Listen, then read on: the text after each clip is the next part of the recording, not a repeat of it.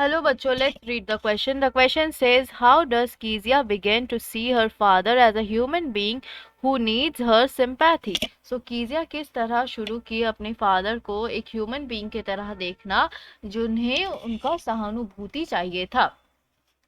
क्या की पॉइंट्स हम ध्यान में रखेंगे इस क्वेश्चन का आंसर लिखते वक्त? सबसे पहला बात, he comforted her and tucked her up nicely when she had a nightmare.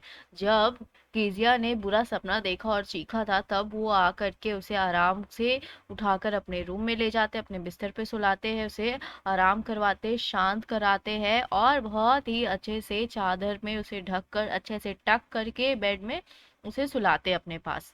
Next, he also told her to rub her feet against his to warm.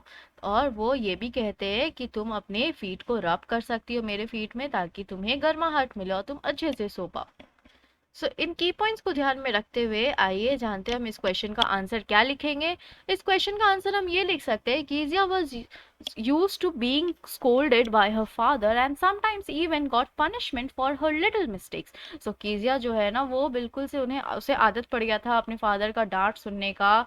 कभी कभी उसे पनिशमेंट यानी उसे उसे दंड मिलता था छोटी छोटी गलतियों पे। तो ये सारी चीजें को उसे हैबिट हो गया था, मान लो।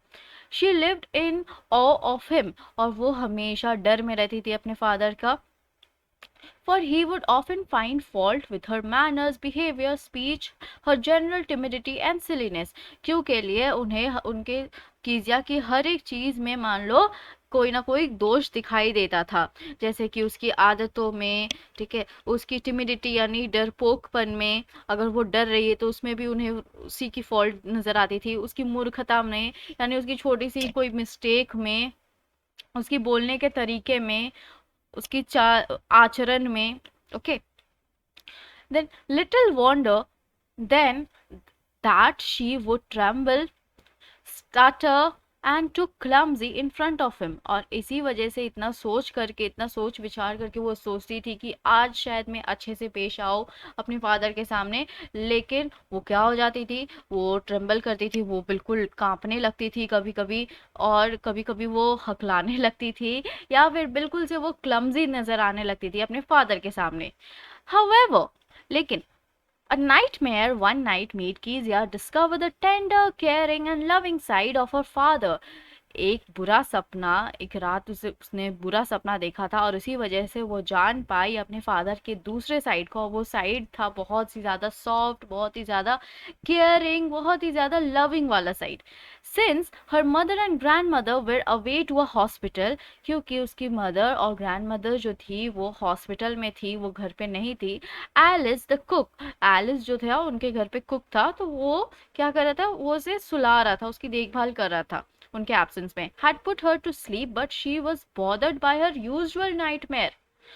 वो उसे सुला दिया था, लेकिन वो डर गई थी एक बुरा सपना देखकर उस रात को।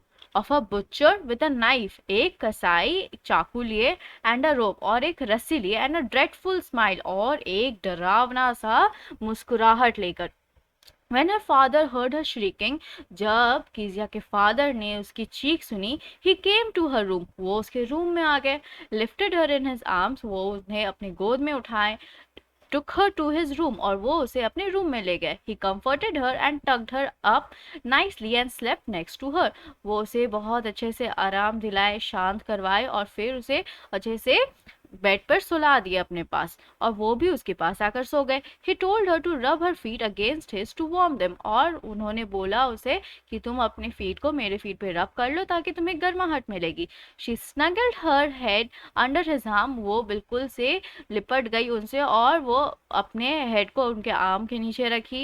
And hold tightly to his shirt, और वो उसके शर्ट को पकड़ के वो सो गई उनके पास।